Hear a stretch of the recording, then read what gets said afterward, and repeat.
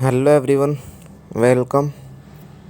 Now we will study the subject patient care and hospital management of DRT part second. तो जैसा कि patient care and hospital management के अंदर हम hospital management के बारे में डिस्कस कर रहे थे और हॉस्पिटल मैनेजमेंट में अपना टॉपिक चल रहा था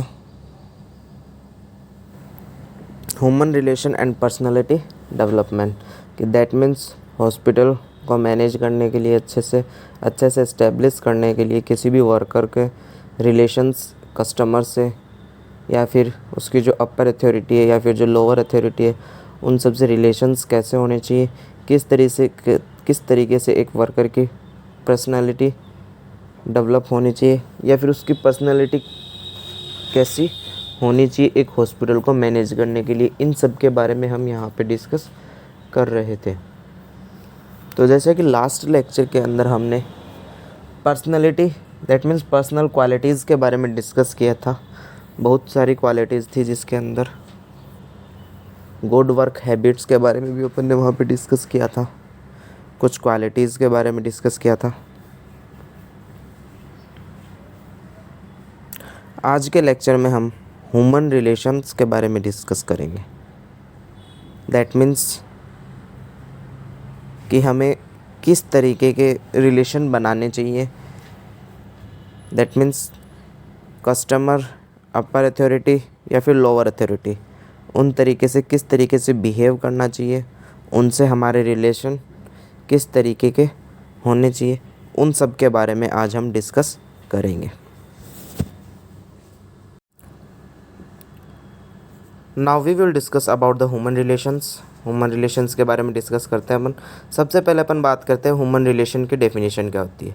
human relation means the integration of people of various backgrounds and expertise और considerate knowledge and skills into a workplace in a manner that motivates them to teamly work productively and cooperatively for social satisfaction to all.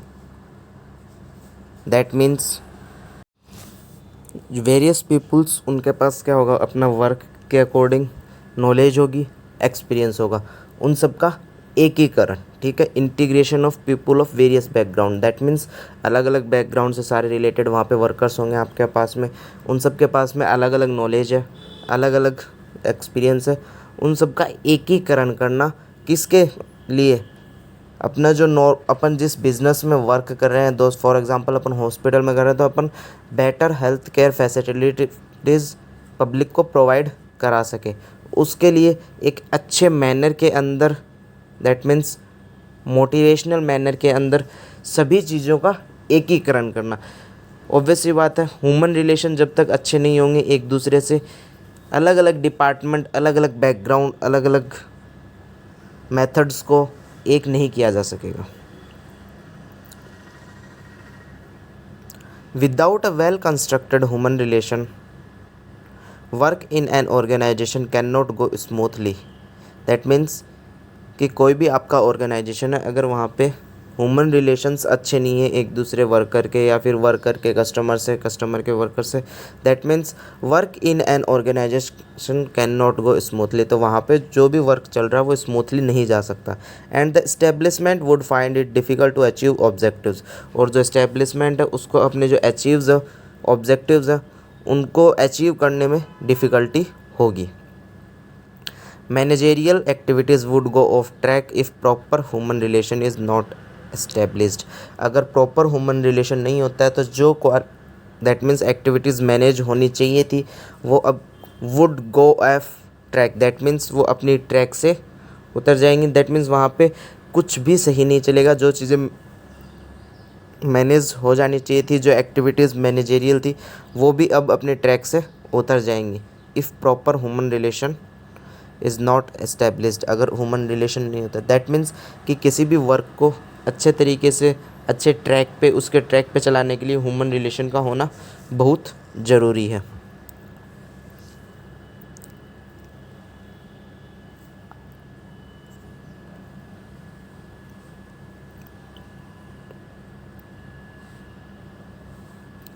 Human relation skills, that means किस तरीके से हम अपने human relations को अच्छा कर सकते हैं, ह्यूमन रिलेशन स्किल्स क्या क्या हैं।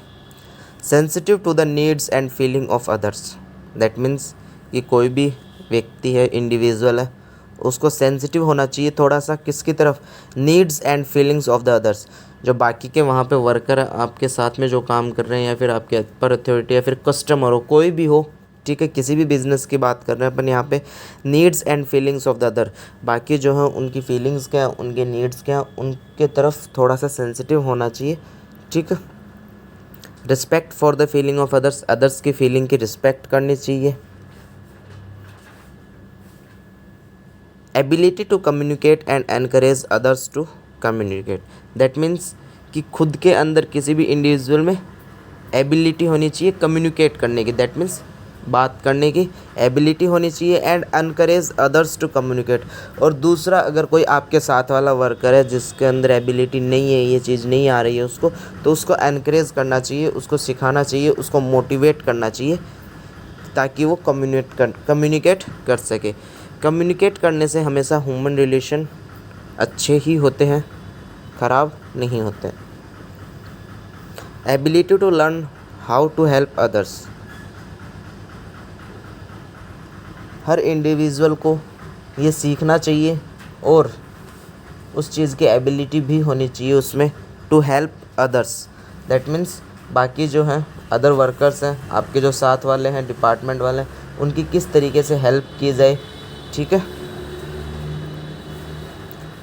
Ability to understand a person's attitude towards other people and to improve this attitude when they are harmful, that means कि कोई भी दूसरा पर्सन जो आपके साथ वाला है, उसके एटीट्यूड को अंडरस्टैंड करना, दैट मीन्स कि वो दूसरों के साथ किस तरीके का एटीट्यूड कर रहा है, वो चीज़ आपको समझ में आ जानी चाहिए। और अगर वो कस्टमर के लिए हार्मफुल है तो उसे इम्प्रूव करना चाहिए, दैट मीन्स दूसरे, खुद का एटीट्यूड का तो ध्यान रखना ही रखना है, साथ में दूसरे के एटीट्यूड का भी ध्यान रखना पड़ेगा।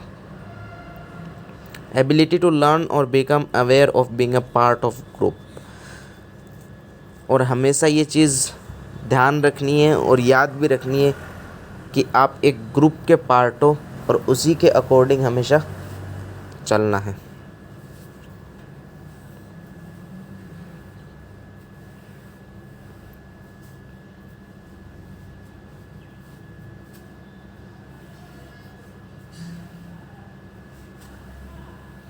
Now we will discuss about the importance of human relation. अब अपन बात करते हैं ह्यूमन रिलेशन का इम्पोर्टेंस क्या है।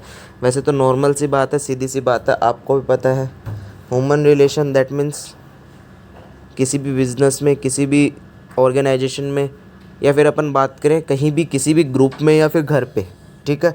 अगर दो ह्यूमंस के बीच में रिलेशंस अच्छे हैं तो वहाँ पे जो भी आप वर्क करोगे, वर्क फ्लो आपका अच्छा रहेगा, ठीक है।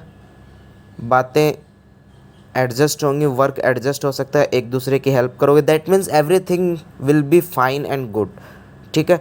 तो ये आपका सबसे बड़ा फ़ायदा होता है। अब यहाँ पे क्या है, it reduces conflict among workers of an organization, that means कोई भी ऑर्गेनाइजेशन है, उसके जो वर्कर्स हैं उनमें आपस में कोई भी भेदभाव, कोई भी लड़ाई, कोई भी झगड़ा, कोई भी कॉन्फ्लिक्ट पैदा नहीं होगा वहाँ पे, अगर उन सब में रिलेशंस अच्छे हैं। और रिलेशंस अच्छे कब होंगे, जब वो एक दूसरे से रिस्पेक्ट से बात करें, एक दूसरे की फीलिंग्स को समझें, give respect, take respect. It enhances और प्रमोट्स टीम स्पिरिट और कोऑपरेशन अमोंग वर्कर्स। जब एक दूसरे के ह्यूमन रिलेशंस अच्छे होंगे तो वहाँ पे क्या होगा, टीम, अगर आप टीमली वर्क कर रहे हो तो टीम की स्पिरिट एनहेंस होगी। कोई भी वर्कर काम कर रहे हैं, उनका कोऑपरेशन, दैट मीन्स एक दूसरे को वो कोऑपरेट करेंगे, दैट मीन्स फाइनली आपको सारे के सारे जो ऑब्जेक्टिव्स हैं वो अचीव हो जाएंगे वहाँ पे। It motivates and improve moral of the workers. जो भी वर्कर वहाँ पे काम कर रहे हैं वो मोटिवेट होंगे, बिकॉज अगर एक भी वहाँ पे डीमोटिवेट होता है तो उससे आपके रिलेशंस वहाँ पे अच्छे हैं, ठीक है। आप उसको क्या करोगे, उसकी हेल्प करोगे, उसमें कहाँ प्रॉब्लम आ रही है उसको मोटिवेट करोगे, दैट मीन्स वो खुद भी मोटिवेट होगा और ये चीज़ जो साथ वाले देख रहे हैं वो भी वहाँ पे मोटिवेट होंगे। दैट मीन्स कि हर एक चीज़ में मोटिवेशन होगा, इंस्पायरेशन होगा, स्पिरिट होगी। It boost the moral of worker to work hard, that means कि ह्यूमन रिलेशन से हमारा जो हम वर्क जो कर रहे हैं वो बूस्ट हो सकता है हार्ड वर्क करने के लिए। तो दैट मीन्स ऑल ओवर अगर अपन बात करें ह्यूमन रिलेशन की स्टार्टिंग से लेकर अभी तक, ह्यूमन रिलेशन क्या है? एक दूसरे से अच्छे संबंध बना के रखना, एक दूसरे की रिस्पेक्ट करना, एक दूसरे की फीलिंग्स को समझना, जब कोई प्रॉब्लम में हो साथ वाला, चाहे वो वर्कर हो या फिर वो कस्टमर हो आपका, ठीक है। हेल्थ केयर फैसिलिटीज़ की बात करें तो पेशेंट आएगा आपके पास में, उन सब की हेल्प करना, ठीक है। ज़रूरी नहीं है कि आप वर्कर के साथ में ह्यूमन रिलेशन अच्छे बना के रखो, आपके पास में पेशेंट आया 3 दिन आपने उसकी हेल्थ केयर की, वहाँ पर भी अगर आप अच्छे रिलेशन बना के रखते हो तो वो आगे आपके काम आएगा, ठीक है। दैट मीन्स ये तो क्या हुआ, आपका ह्यूमन रिलेशन बनाने का तरीका हुआ, और इसके फ़ायदे आप हर जगह देख सकते हो।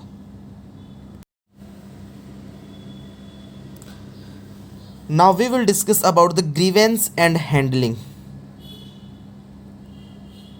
अब ग्रीवेंस क्या होती है? सबसे पहले अपन बात करते हैं ग्रीवेंस के। ग्रीवेंस कोई भी ऑर्गेनाइजेशन होता है, आपने देखा होगा वहाँ पे एक बॉक्स लगा होता है, बॉक्स पे लिखा होता है शिकायत पेटी का, कंप्लेंट बॉक्स। कंप्लेंट को ही क्या कहा जाता है? ग्रीवेंस कहा जाता है। अब अपन बात करेंगे कि एक हॉस्पिटल को मैनेज करने के लिए ग्रीवेंस को किस तरीके से हैंडल किया जाए। फर्स्ट ऑफ ऑल ग्रीवेंस होती क्या है, ठीक है। दूसरी उसके बाद में इसको हैंडल करने के, मैनेज करने के क्या क्या प्रोसीजर हो सकते हैं, किस तरीके से हम इस एक ग्रीवेंस को मैनेज कर सकते हैं। ऑब्वियस सी बात, तो हॉस्पिटल में भी बहुत सारे ग्रीवेंस हो सकती हैं। तो सबसे पहले अपन डेफिनेशन की बात करें तो एक कंप्लेंट है, मैंने आपको बता दिया। कंप्लेंट क्या होती है? Patient grievance is a formal और इनफॉर्मल रिटर्न और verbal complaint. That means patient grievance क्या हो सकती है? एक फॉर्मल या फिर इनफॉर्मल, ठीक है। इसके अलावा रिटर्न कंप्लेंट भी हो सकती है और वर्बल कंप्लेंट भी हो सकती है। कंप्लेंट कैसी भी हो सकती है, या तो अगले ने आपको, जो पेशेंट है, पेशेंट का अटेंडर रिप्रेजेंटेटिव, उसने आपको लिख के दिए, या फिर वर्बली कंप्लेंट की है, ठीक है। That is made to the hospital by the patient, जो कि किसने की है? पेशेंट ने की है। और किसको की है? हॉस्पिटल को की है। और patient representative regarding the patient care, ठीक है। दैट मीन्स हॉस्पिटल को एक कंप्लेंट की गई है, जो कि रिटर्न भी हो सकती है या फिर वर्बल भी हो सकती है। और की किसने? या तो पेशेंट करेगा या फिर पेशेंट का रिप्रेजेंटेटिव करेगा, रिगार्डिंग द पेशेंट केयर। किसके रिगार्डिंग? पेशेंट की केयर के रिगार्डिंग। या तो पेशेंट की केयर वहाँ पे अच्छे से नहीं हो रही है, कोई कमी आई है, ठीक है। दैट मीन्स कोई भी इशू हो सकता है, उसके रिगार्डिंग या तो पेशेंट ने या फिर पेशेंट के साथ जो अटेंडर है या फिर उसका रिप्रेजेंटेटिव है, उन्होंने एक कंप्लेंट दर्ज कराई है। वो भी कैसी? या तो रिटेन हो सकती है या फिर वो वर्बल हो सकती है, ठीक है। किसको दी है वो? हॉस्पिटल मैनेजमेंट या फिर उनके साथ में जो भी नर्सिंग मैनेजर है, जो भी मैनेजर है, नर्सिंग स्टाफ हो सकता है, किसी को भी। दैट मीन्स उन्होंने कंप्लेंट अपनी दे दी। When the complaint is not resolved at the time of complaint by the staff present. कब दी उन्होंने? जब वहाँ पे हेल्थ केयर फैसिलिटीज़ के अंदर जो भी स्टाफ प्रेजेंट था वहाँ पे उनके पास में, जब वो स्टाफ उस कंप्लेंट को रिजॉल्व नहीं करता है, तब वो क्या करते हैं कि पेशेंट या फिर पेशेंट का रिप्रेजेंटेटिव उस कंप्लेंट को आगे फॉरवर्ड करते हैं, और वो क्या कहलाती है? आपकी ग्रीवेंस कहलाती है। दैट मीन्स कि फॉर एग्जांपल जो आपकी हेल्थ केयर फैसिलिटी, वहाँ पे जो नर्सिंग स्टाफ काम कर रहा है, उसको आपने छोटी सी कंप्लेंट बताई, अगर वो वहाँ पे रिजॉल्व कर देता है तो वो एज ए कंप्लेंट रह जाती है, ठीक है। बट जब वो रिजॉल्व नहीं कर पाता है, तब आप रिटन या वर्बली उसको मैनेजर तक, चेयरपर्सन तक, किसी अपर अथॉरिटी तक ट्रांसफ़र करते हो, फिर वो ग्रीवेंस कहलाती है आपकी। अब जैसा कि एक हॉस्पिटल मैनेज कर रहे हैं, वहाँ पे ऑब्वियस सी बात है एक ग्रीवेंस तो होगी नहीं, बहुत सारे डिपार्टमेंट है, अलग अलग डिपार्टमेंट की अलग अलग ग्रीवेंसेज आएंगी। तो इस वजह से वहाँ पे एक ग्रीवेंस कमेटी बनाई जाती है, ठीक है, जिसका काम क्या होता है कि जितनी भी ग्रीवेंसेज आ रही है उनका रिकॉर्ड रखना, उनको रिपोर्ट करना, ठीक है, और उनके बारे में डिसीजंस लेना और उनको रिजॉल्व करना। तो अब अपन बात कर रहे हैं कि एक ग्रीवेंस कमेटी की क्या क्या रिस्पॉन्सिबिलिटीज़ होती हैं हॉस्पिटल के अंदर। Review all grievances that are not resolved to the satisfaction of the patient or patient represented by the nurse or program manager. That means grievance committee के पास grievance कब पहुँचेगी? जब कोई भी कंप्लेंट या फिर कोई भी ग्रीवेंस नर्स या फिर जो आपका प्रोग्राम मैनेजर है उसके द्वारा रिजॉल्व नहीं ठीक है। दैट मीन्स कि जो भी अथॉरिटी है उनके द्वारा अगर कोई भी ग्रीवेंस रिजॉल्व नहीं की जाएगी तो लास्ट के अंदर जाके ग्रीवेंस आपकी पहुंचती है ग्रीवेंस कमेटी के पास। और ग्रीवेंस कमेटी की अब क्या रिस्पॉन्सिबिलिटी बनती है, रिव्यू ऑल, दैट मीन्स उसकी जितने भी, उसको अच्छी तरीके से इन्वेस्टिगेट करे, उसको अच्छी तरीके से देखे। The committee will investigate complaint, make decision and provide a written response to the grievances. Committee का क्या काम करना है, सबसे पहले उसको अच्छे से इन्वेस्टिगेट करेगी, फिर वहाँ पे make decisions, that means decisions लेना, and provide a written response to the grievances. और उस ग्रीवेंस, दैट मीन्स जो कंप्लेंट उसके पास गई है कमेटी के पास में, उसके रिगार्डिंग एक रिटन रिस्पॉन्स वो लिख के दे। The committee is responsible for oversight and coordination of the patient grievance procedure. The committee is responsible for enforcing time frame prescribed in the patient grievance procedure. That means कि जो grievance committee होती है वो इस चीज़ के लिए भी responsible होती है और फोर्सफुल होती है कि जो टाइम उन्होंने दिया है उस टाइम में वो उस ग्रीवेंस को सॉर्ट आउट करे, ठीक है। और जो आपका पेशेंट ग्रीवेंस प्रोसीजर है, दैट मीन्स पेशेंट की जो कंप्लेंट है उसको किस तरीके से हैंडल किया जाए, उसको वो कोऑपरेटली हैंडल करे। दोनों चीज़ में रिस्पॉन्सिबल, ओवरसाइट एंड कोऑर्डिनेशन, ठीक है। दैट मीन्स उसको कोऑर्डिनेट करे पेशेंट ग्रीवेंस प्रोसीजर को, और साथ साथ में जो पेशेंट ग्रीवेंस प्रोसीजर को हैंडल करने का टाइम है, टाइम एनफोर्सिंग टाइम फ्रेम है दिया गया, उस टाइम पीरियड में ही वो उस ग्रीवेंस को हैंडल करे, रिजॉल्व करे।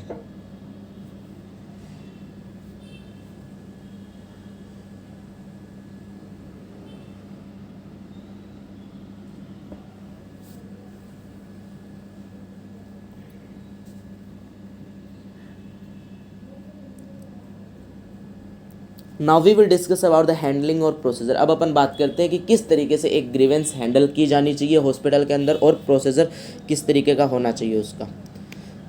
सबसे पहले staff will provide grievance form to the patient whenever requested, ठीक है। जो भी स्टाफ आपका जब उससे कंप्लेंट के लिए उसका फॉर्म मांगा जाए, रिक्वेस्ट की जाए, तो उसको प्रोवाइड कराना चाहिए।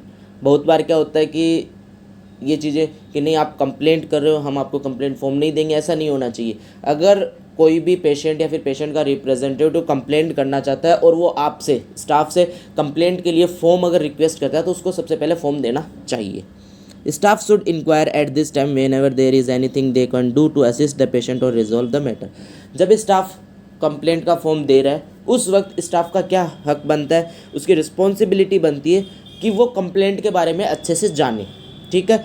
बिकॉज कई बार ऐसा होता है कि कुछ प्रॉब्लम्स छोटी होती हैं और वो स्टाफ के द्वारा रिजॉल्व की जा सकती हैं, तो दैट मीन्स वहाँ पे स्टाफ को कंप्लेंट के बारे में अच्छे से जानना चाहिए और जहाँ तक उससे हो सकता है टू डू असिस्ट, ठीक है। वो पेशेंट को अगर वहाँ पे सेटिस्फाई कर पाए या फिर उस कंप्लेंट को रिजॉल्व करके अगर वो पेशेंट को सेटिस्फाई कर सकता है तो स्टाफ को ये चीज़ करनी चाहिए ताकि कंप्लेंट आपके अपर अथॉरिटी तक ना पहुँचे। All grievances received by the staff member will immediately be forwarded to the grievance committee chairperson for tracking, distribution and assignment. That means अब अगर आपका जो स्टाफ मेंबर है वो उस प्रॉब्लम को रिजॉल्व नहीं कर पाया है, उस कंप्लेंट को रिजॉल्व नहीं कर पाया, तो क्या होगा कि जो पेशेंट या फिर पेशेंट का रिप्रेजेंटेटिव होगा वो रिटर्न के अंदर आपको कंप्लेंट देगा। किसको देगा? स्टाफ मेंबर को देगा। तो स्टाफ मेंबर का क्या काम होता है कि जितनी भी उसके पास में ग्रीवेंसेस आई हैं वो उनको इमीडिएटली कि कहाँ पे ट्रांसफ़र करे, कहाँ पे फॉरवर्ड करे, ग्रीवेंस कमेटी। जो अभी अपन ने लास्ट में पढ़ा था, एक कमेटी है जिसका काम होता है ग्रीवेंसेस को सॉल्व करना, उस कमेटी के पास में जल्दी से जल्दी फॉरवर्ड करे, उसके चेयरपर्सन के पास में फॉरवर्ड करे ताकि वो क्या कर सके, चेयरपर्सन ट्रैकिंग, डिस्ट्रीब्यूशन और असाइनमेंट, ठीक है। दैट मीन्स कि उनको ट्रैक कर सके, असाइनमेंट कर सके, उनका रिकॉर्ड रख सके। बात से साफ है कि कितनी कंप्लेंट आई हॉस्पिटल में, उनमें से कितनों को रिजॉल्व किया, ठीक है। और दूसरी बात, अगर स्टाफ मेंबर वहाँ पे उसको रिजॉल्व कर भी देता है, दूसरा ऑप्शन, ये पहला ऑप्शन मैंने आपको बताया जब स्टाफ मेंबर रिजॉल्व नहीं करता, बट अगर स्टाफ मेंबर उस प्रॉब्लम को रिजॉल्व कर भी देता है तो भी स्टाफ मेंबर का हक बनता है कि उसकी रिस्पॉन्सिबिलिटी बनती है कि वो उस ग्रीवेंस को पर अथॉरिटी तक ट्रांसफ़र करे, बिकॉज उसने उसको रिजॉल्व किया। तो वो रिकॉर्ड के अंदर मेंटेन होनी चाहिए कि ये प्रॉब्लम हुई थी और इसको स्टाफ मेंबर ने वहीं पे रिजॉल्व कर दी, ठीक है। द प्रोग्राम मैनेजर और nurse manager assign to address and attempt to resolve the grievance will be allowed up to 7 working days to help resolve the grievances with the client. That means कि nursing staff से सब जो आपका nurse staff है वहाँ से आपकी grievance कहाँ पे जाएगी, या तो नर्स मैनेजर या फिर प्रोग्राम मैनेजर के पास जाएगी, सीधी ग्रीवेंस कमेटी के पास। ग्रीवेंस कमेटी के पास कब जाती है, रिकॉर्ड रखने के लिए, ठीक है, जब आप उसको रिजॉल्व कर देते हो या फिर जब आपका नर्स मैनेजर और प्रोग्राम मैनेजर के हैंडल में नहीं रहता है। तो जैसे नर्स मैनेजर और प्रोग्राम मैनेजर के पास जाती है तो वो उसको असाइन करते हैं पहले तो, फिर असाइन करने के बाद में उनका काम होता है कि 7 वर्किंग डेज़ के अंदर उस चीज़ को रिजॉल्व किया जाए, उस ग्रीवेंस को रिजॉल्व किया जाए। दैट मीन्स कि नर्स मैनेजर और प्रोग्राम मैनेजर के पास 7 डेज़ का वर्किंग टाइम होता है। The 7 working days begin on the date grievance is received and the stamped by the chairperson. और वो 7 जो वर्किंग डेज है वो कब से स्टार्ट होते हैं, जब उनके पास में ग्रीवेंस आती है, और ग्रीवेंस आने के बाद में चेयरपर्सन क्या करता है, उस पर स्टैंप लगाता है। उस दिन से या फिर उस डेट से वो 7 डेज़ स्टार्ट होते हैं, और वहाँ से लेकर 7 डेज़ तक उस नर्स मैनेजर या फिर प्रोग्राम मैनेजर को इसको रिजॉल्व करना होता है 7 वर्किंग डेज़ के अंदर।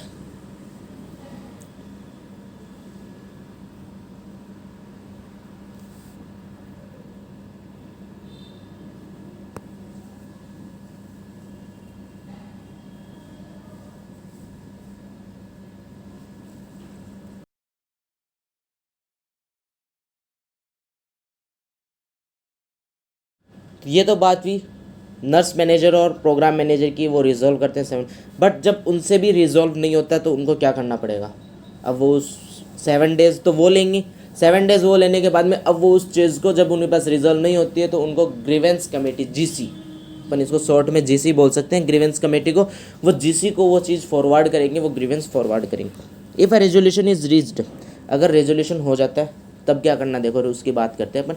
अगर नर्स मैनेजर और प्रोग्राम मैनेजर रेजोल्यूशन कर देते हैं, both the program or nurse manager and the complainant will sign and date the grievance form as satisfied।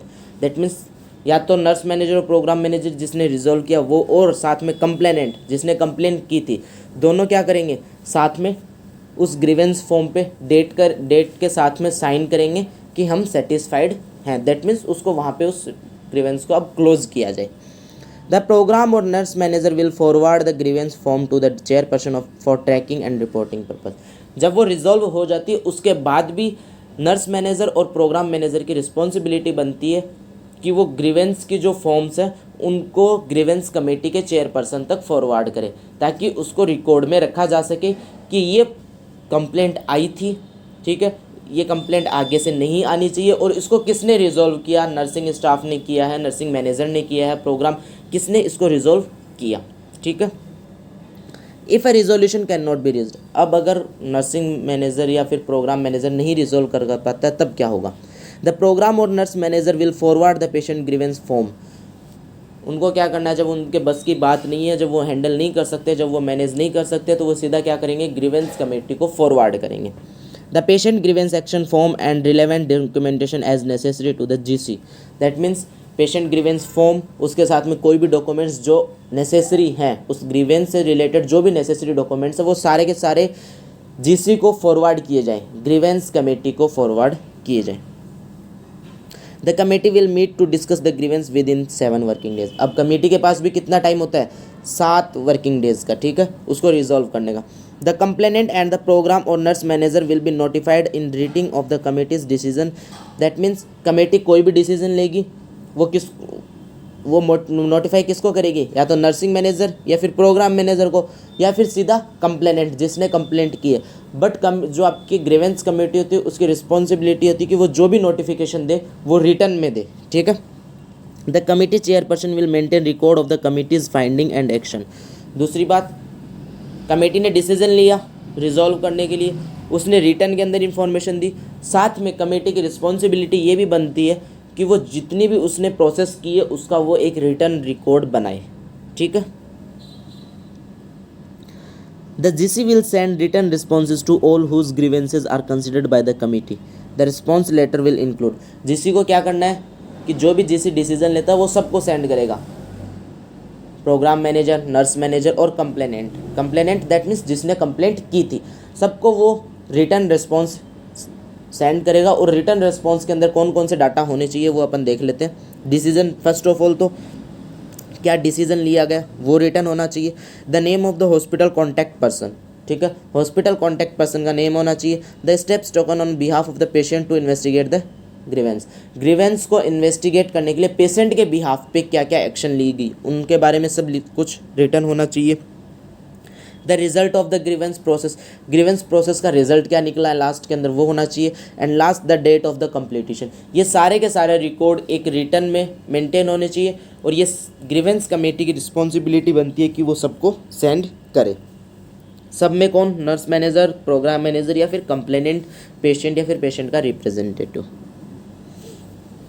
तो आज के अपने दो टॉपिक कंप्लीट होते हैं। फर्स्ट था ह्यूमन रिलेशन और दूसरा था grievance and their handling. That means कि एक हॉस्पिटल के अंदर ग्रीवेंस दैट मीन्स कंप्लेंट किस तरीके से की जाती है, किस तरीके से कंप्लेंट को हैंडल किया जाए, क्या क्या होता है। कंप्लेंट के लिए एक कमेटी बनाई जाती है जिसको अपन जीसी बोलते हैं, grievance committee. Thank you so much.